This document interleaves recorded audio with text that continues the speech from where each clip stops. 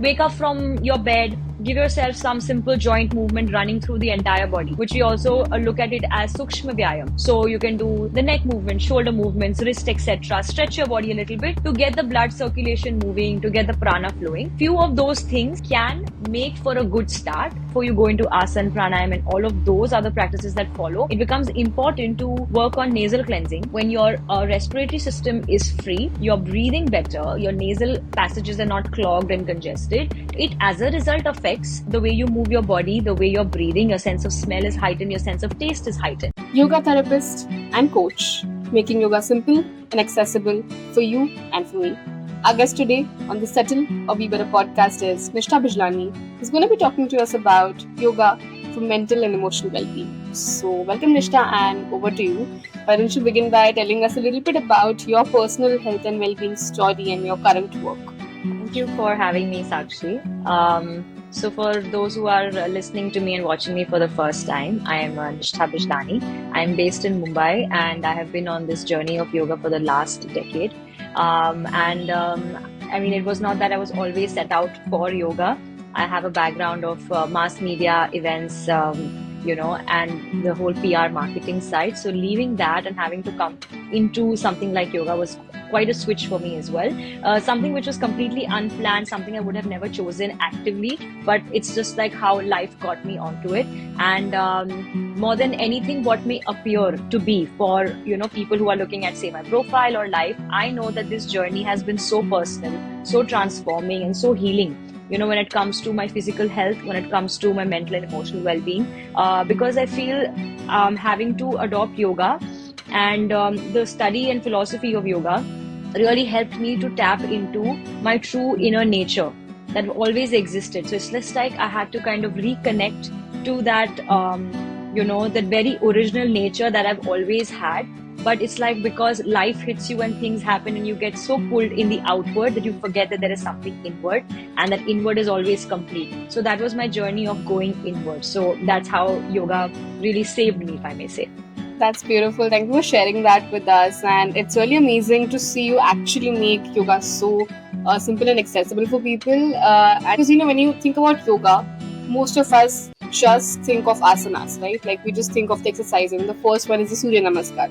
A lot of us have done it at some point in our life. We've gone to some class, we've done it at some point. And that's the more or less what we think of when it comes to yoga. But today, to explore more of its side in terms of emotional and mental well-being is going to be something that's going to help a lot of our audience. So, to begin with, what do you think are some of the ancient teachings of yoga that you think bringing back today would really help us all in our overall well-being?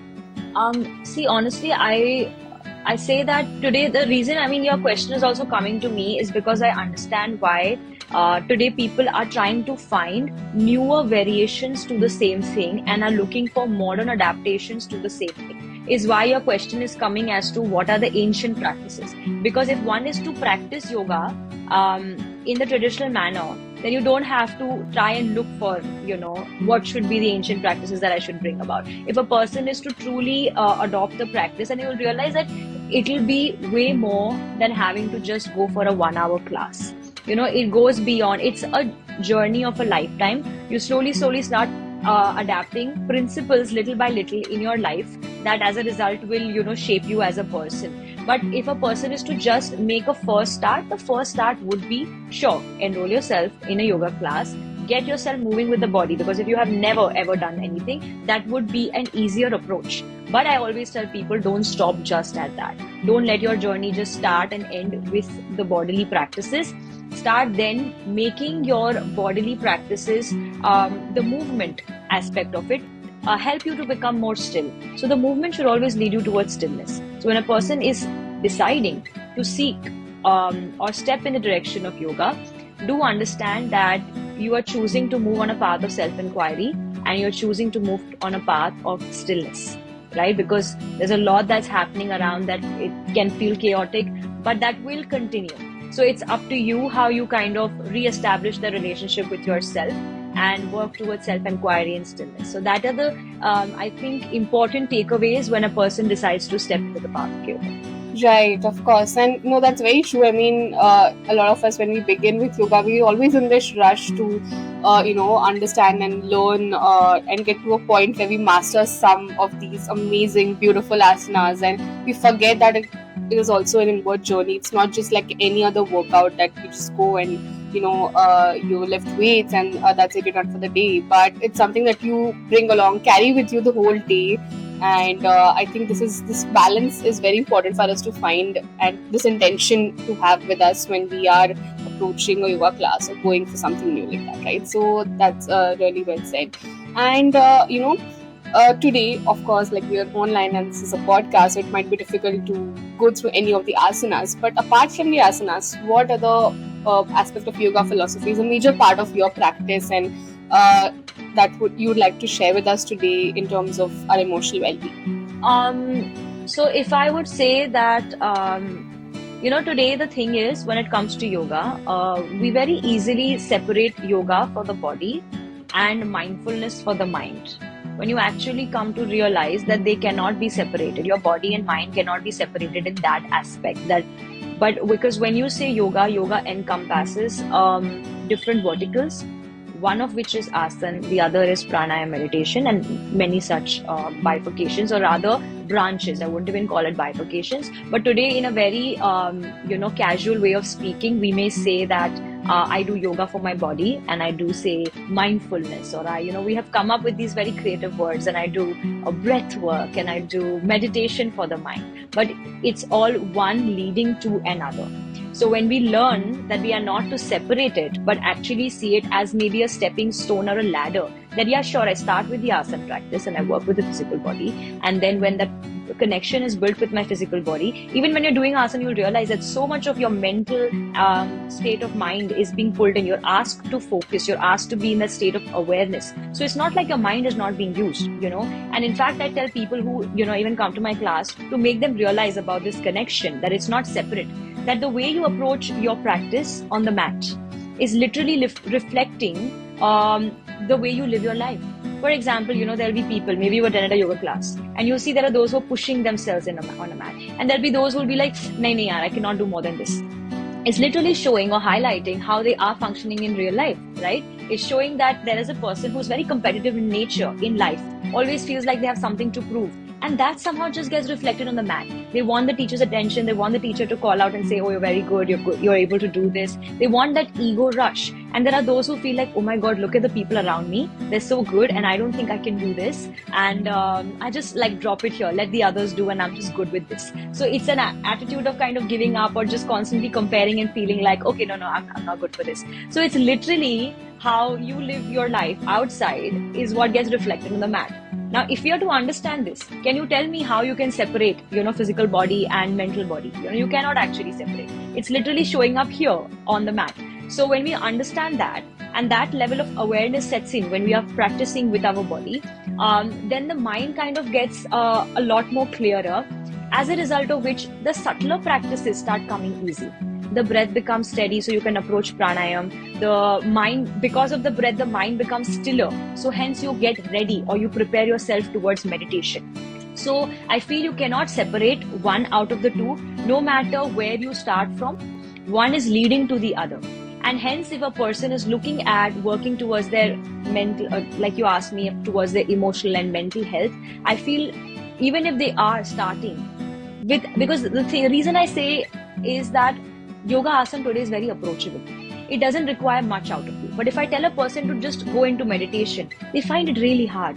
And hence, I feel because it's a graduation, you eventually get to it. You need to first prepare your physical body. You need to build mental strength, which also comes with asana discipline. And then you get ready for it.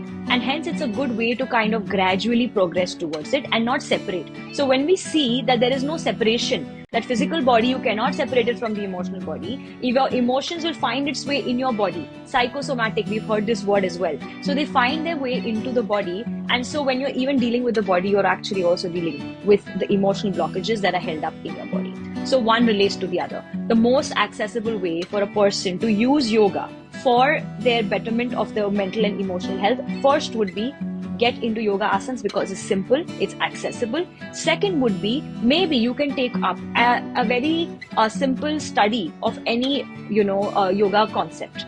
So even for that matter, Bhagavad Gita, taking up the study of Yoga Sutra, any such under the guidance of a right teacher will start to open up your mind and your mental horizons for you to be able to accept that knowledge, which will then start, showing up in various things that you do in life, the choices that you make in life. And hence it will help, all these aspects of our mental, physical, and emotional well-being.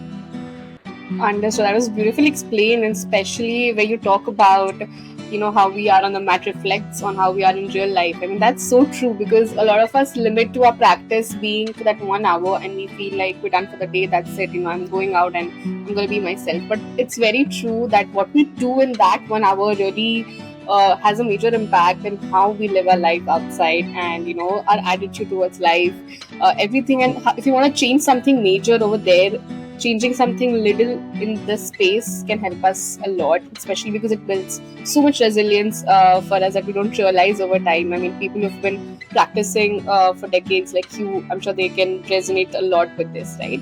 And since you said that you've been doing this for a decade, what is something that about yourself is something you discovered in these last 10 years with your own yoga practice? It's a very broad question, because there have been many such tiny discoveries over the years, of course.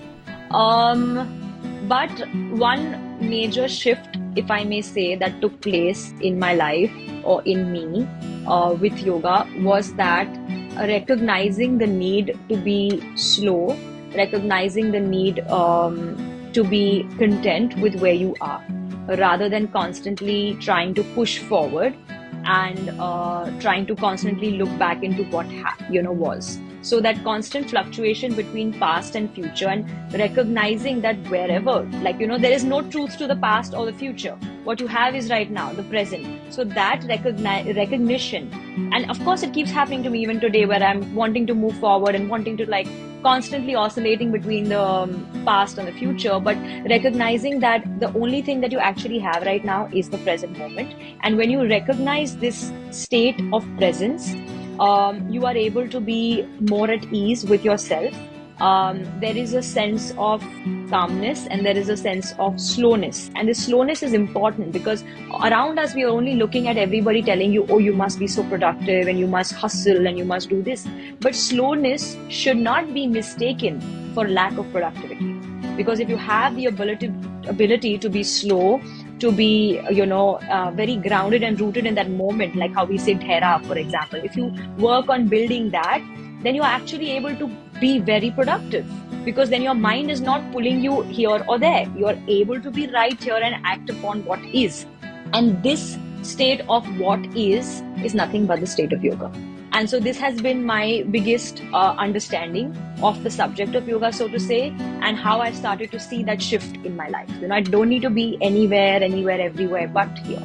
It keeps happening to me. Even now I have to keep reminding, but at least that awareness is there. So I have to keep kind of coming back to this, understanding of.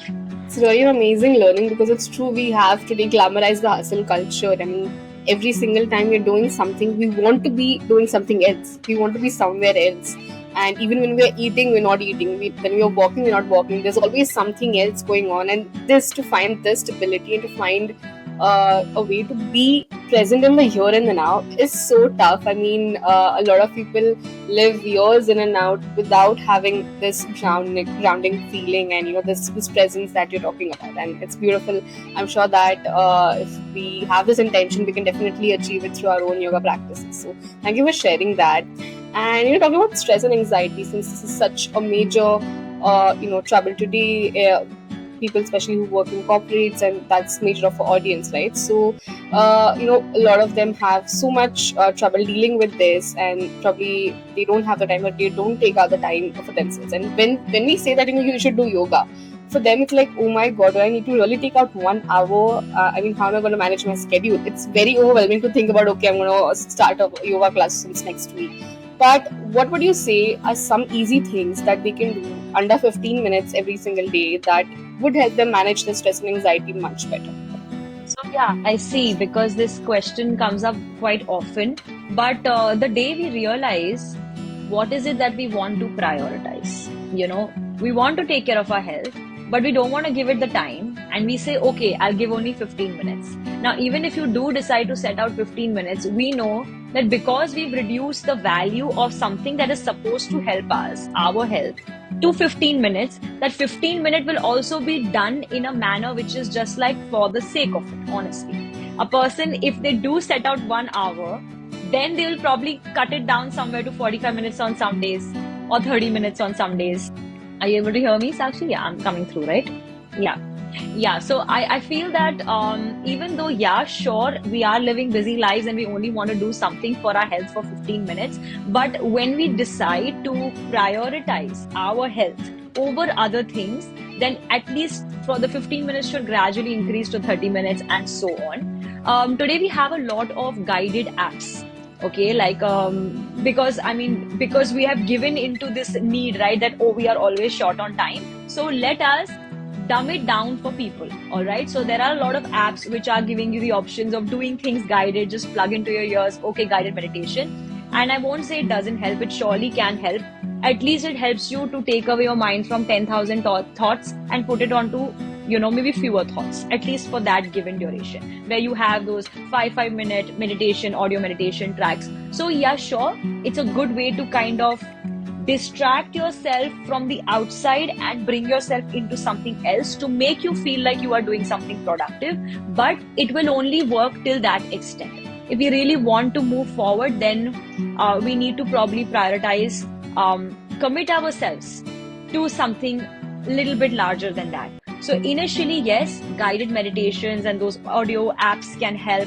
It helps people with sleep. It helps people with being a little bit centered. Sometimes, they're traveling in the car and they don't have time. So that half an hour of travel time, they can have something into their ears. There are a lot of breathing exercises, pranayam videos that are showcased, which you can probably do while you're traveling, or you just have to 15 minutes. Other than that, you can do some simple joint movements in the day, like when you start off and before you get on with your day, wake up from your bed, give yourself some simple joint movement running through the entire body, which we also look at it as sukshma vyayam. So you can do the neck movement, shoulder movements, wrist, etc. Stretch your body a little bit to get the blood circulation moving, to get the prana flowing. So few of those things can make for a good start, but I would definitely urge it to not just stop there. We should kind of take it forward and go a little bit deeper into it. Yeah.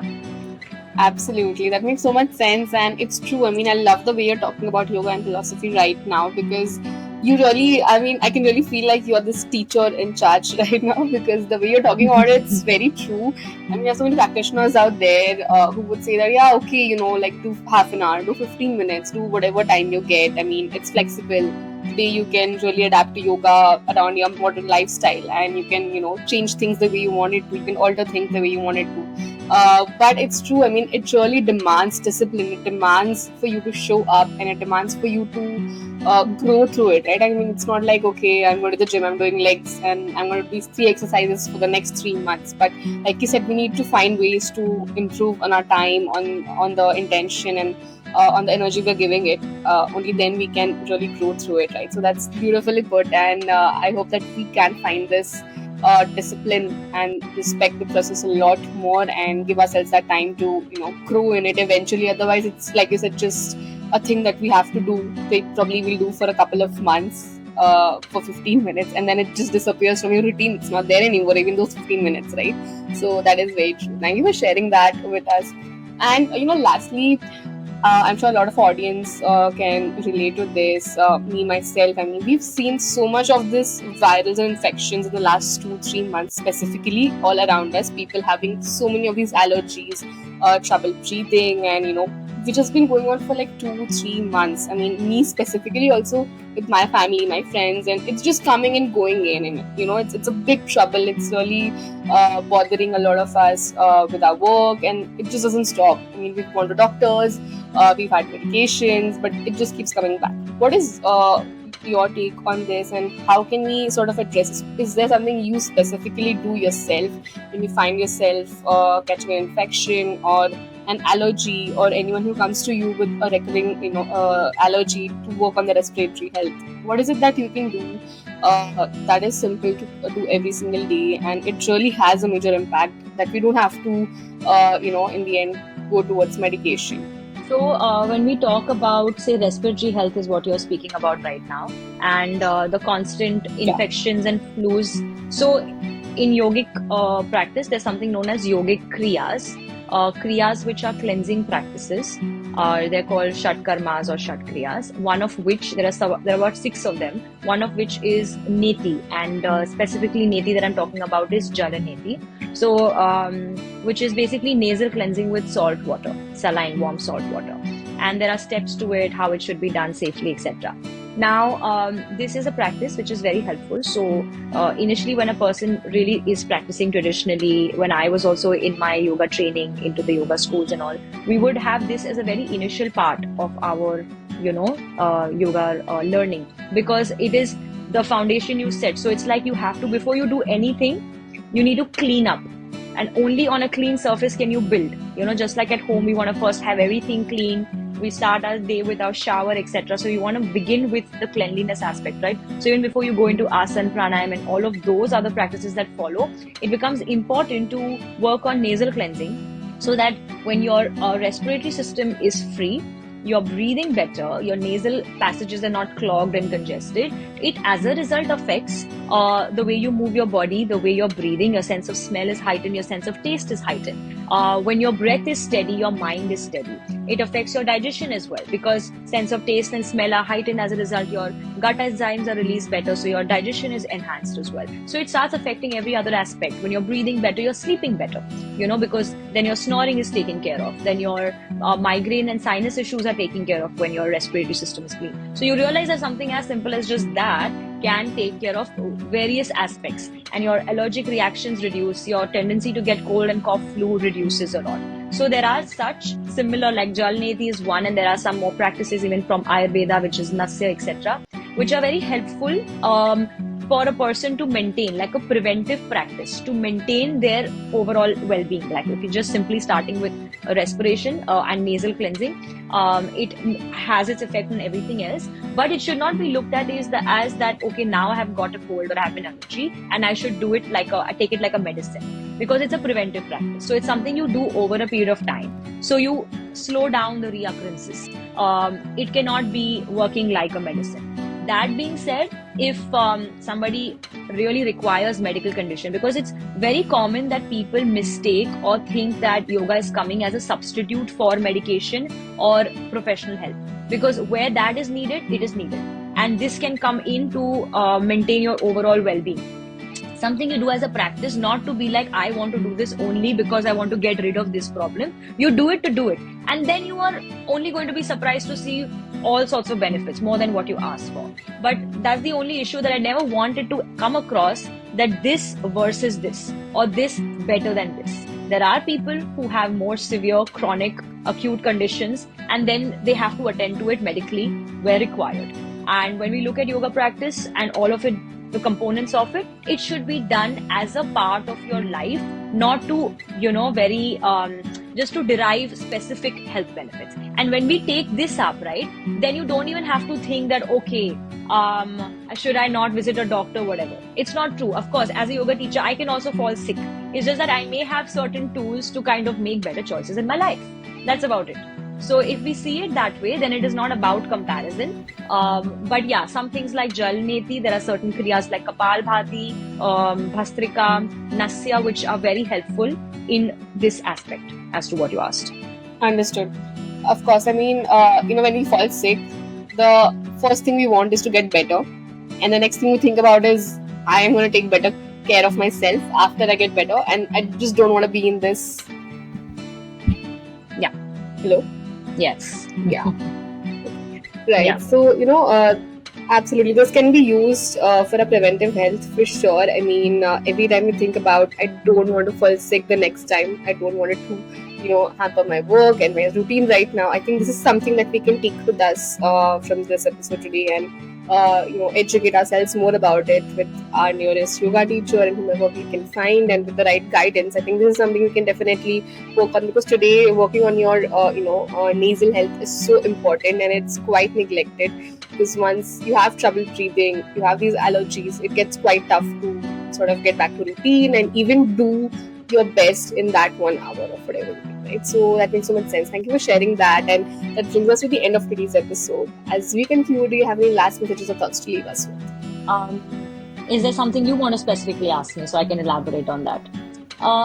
So I would just probably want to leave it at, given the current situation of how yoga is viewed, I would urge people to not view yoga just as a workout or something which is just an hour of a class. Look at it as something that can be a lifestyle, and it doesn't have to be this or that. You can be doing, because people usually ask me, oh, do I go to the gym? Do I do yoga? You don't have to do this or that. You can do, because yoga is not just limited to the body. Yoga is for the body, it's for the mind. And yoga means like we discussed, yoga is a state of being. So approach yoga for yoga as a lifestyle. Try and go deeper into it. Choose it to be a path of self-inquiry. Find good teachers, and you will be surprised to see how much more it can add to your life. It's very easy for us to give into the so-called styles of yoga that we see around. You see various modern adaptations coming up, which just end up being trends and fads. But I do urge people who are watching this video to allow yourself to see yoga for what it is more than this. An ancient practice as yoga, which has lived and lasted centuries, and it continues to. It does not require these short-term, gratification providing or entertainment providing fads or trends. So look at it for just way more than that. Look at it for more than just a system that is providing you so-called health and medical benefits. And it can actually just change the way you are living as a person and your mental perspective on life and the choices you make. Absolutely, that's a beautiful message, and definitely this episode helped us a lot to look at yoga from a holistic health and well-being approach, and not just separating it into different aspects of practicing it, right? So like you mentioned, thank you for sharing this. It was a beautiful episode. Thank you for being here once again, and I'm sure our listeners learned a lot more from you today. And for the ones who don't yet, there'll be details in the description below. They can follow you, reach out to you, learn a lot more from you, and probably get to train with you to learn from you a lot more in person.